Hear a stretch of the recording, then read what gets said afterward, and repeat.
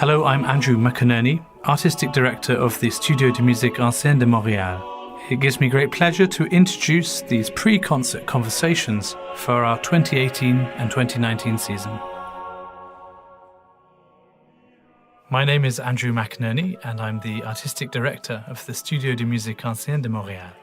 My name is Cynthia Gates. I'm a soprano and chorister who has been singing with the Studio de Musique Ancienne fairly regularly since 1988. And we're going to be talking about our final concert of the season, which is 5 Centuries of Music for 40 Voices. And this is a collaboration with the Elmer Iseler Singers. And they're a group who we've collaborated before sometime in the past. I don't know exactly when it was. Yes, I'm not sure if they collaborated with SMAM. I certainly have sung with them before with another group. They're a very agreeable group to sing with. Lydia's an excellent conductor, and we have a lot of fun when we sing with them. So SMAM have done 40-voice concerts before in the past. They did one quite recently with Trinity Wall Street. That's right. And then with the Elora Festival Singers. And now we're excited to be doing another one with the Elmer Iseler Singers. And as with previous collaborations, we're going to be doing some pieces with just the SMAM. There'll be some pieces for our guest ensemble.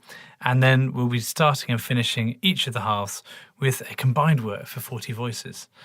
Now, you've done lots of singing in 40 voices. Is it fun to sing with 40 voices? Yes, it is fun. There's a great appeal. Of course, I'm a real choral geek, so I just can't get enough of it.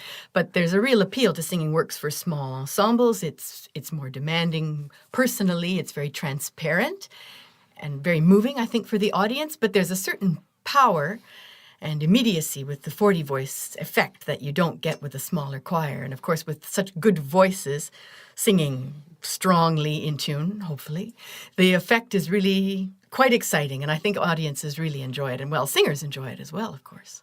And of course, there's one thing having a choir of 40 voices singing a piece maybe in 4 parts. But when you've got these pieces that are in so many parts, the opening piece of the concert is Deo Gratias by Ockeghem, which is actually in 36 parts. Right, one and a part. Well, it's really a canon, isn't it? It's a canon, yes. Yes. And it's a canon where we're planning to have people stand around the outside of the church. So it'll start as you're sitting in your seat behind your left shoulder, you'll hear a soprano start, and then the sound will go all the way around you like a clock until it ends up over your right shoulder with the final bass. Yep, it's really incredible to sing those kinds of pieces because the harmonies that come out of the canon effect is very surprising and quite exciting to do. And one of the things that we'll be doing as well, because we'll be doing this collaboration with the Elmer Iseler Singers, who are well known for their performances of Canadian music as well as contemporary music, is we're going to finish the programme with the monumental work by Canadian composer Healey Willan, which is called Apostrophe to the Heavenly Host. Can you tell us something about this work? Oh, that's some great work. I sure do like it. A real pillar of the Anglican repertoire.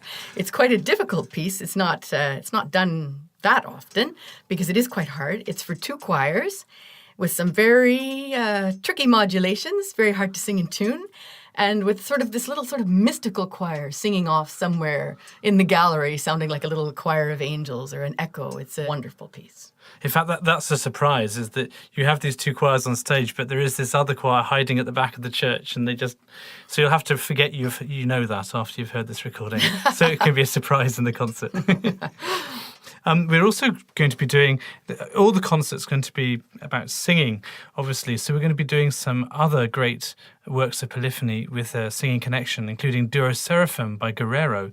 And Duo Seraphim is an amazing piece.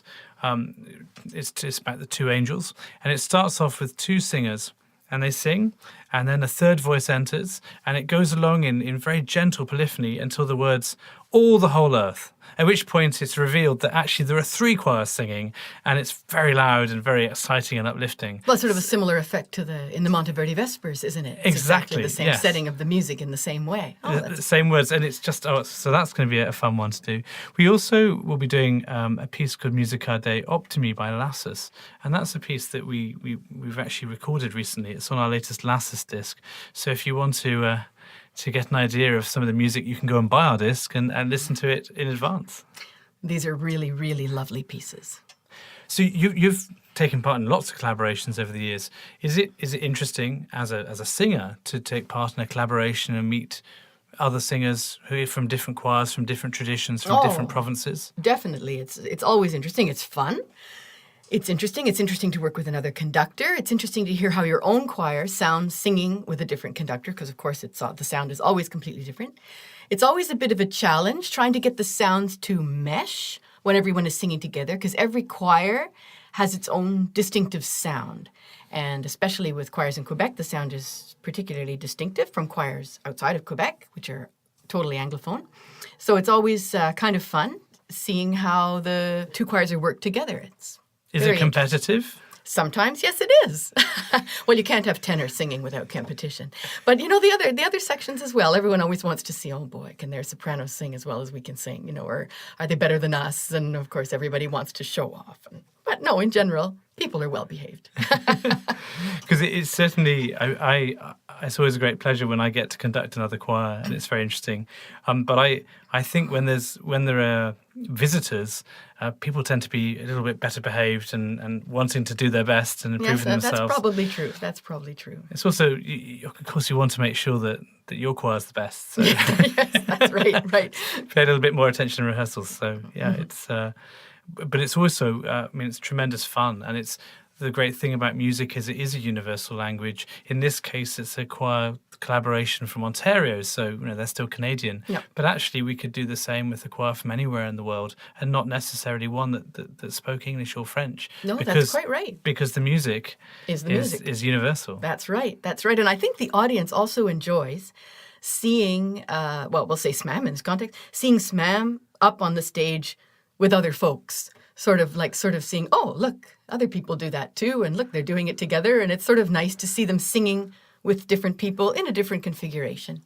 Well, and actually, that's another point. When you have a 40-voice concert, of course, it's an oral feast, for the ears, but it's also a spectacle because it's a lot of people. And as we've mentioned already, sometimes the choirs will be displaced around the audience, so the audience is at the middle of the sound. But also in the Healey Willan, where there will be two choirs on stage, there'll be another surprise choir hidden away, and you can do things with the space when you have that many singers that you can utilize every little corner of the church. Yes, it's very interesting. And even just having all 40 up there sort of wailing away, which is always just plenty of fun and sounds great.